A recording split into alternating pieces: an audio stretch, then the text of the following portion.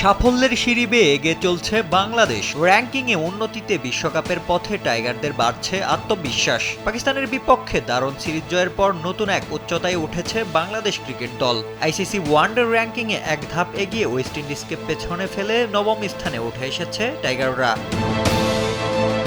এই অগ্রগতি শুধু সংখ্যার হিসাবেই নয়, 2027 বিশ্বকাপে সরাসরি খেলার দৌড়েও বাংলাদেশকে এগিয়ে রাখছে অনেকটাই। 2027 বিশ্বকাপে কারা সরাসরি খেলবে সেটি নির্ধারিত হবে আগামী বছরের 31শে মার্চের র্যাঙ্কিং অনুযায়ী। স্বাগতিক দক্ষিণ আফ্রিকা ও জিম্বাবুয়ে ছাড়া বাকি শীর্ষ 8 দল পাবে সরাসরি সুযোগ। বর্তমান পরিস্থিতিতে দক্ষিণ আফ্রিকা 5 নম্বরে এবং জিম্বাবুয়ে আছে 11 নম্বরে।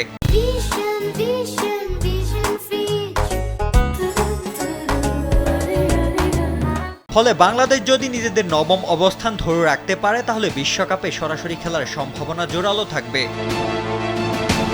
বাংলাদেশের এই উন্নতির পেছনে রয়েছে ধারাবাহিক সিরিজ জয়। পাকিস্তানের বিপক্ষে সিরিজ জয়ের আগে ওয়েস্ট ইন্ডিজকে হারিয়েও বাংলাদেশ ছিল 10 নম্বরে। তখন রেটিং পয়েন্ট ছিল 76। ঠিক 77 পয়েন্ট নিয়ে এক ধাপ এগিয়ে ছিল ওয়েস্ট ইন্ডিজ। তবে র্যাঙ্কিংয়ের 4 নম্বর দল পাকিস্তানকে সিরিজে হারানোর পর বাংলাদেশ পেয়েছে অতিরিক্ত 3 রেটিং পয়েন্ট, যা তাদের মোট পয়েন্ট দাঁড় করিয়েছে 79। তাতে টাইগারদের নিশ্চিত হয়েছে নবম স্থান। র্যাঙ্কিংয়ে আপাতত বড় উন্নতি কঠিন হলেও বাংলাদেশের সামনে রয়েছে রেটিং পয়েন্ট বাড়ানোর দারুণ সুযোগ। আগামী মাসে 3টি ওয়ানডে ও 3টি টি-20 খেলতে বাংলাদেশ সফরে আসছে নিউজিল্যান্ড। ওয়ানডে র্যাঙ্কিংয়ে 2 নম্বরে থাকা কিউইদের বিপক্ষে জয় পেলে বড় পুরস্কার মিলবে রেটিং পয়েন্টে।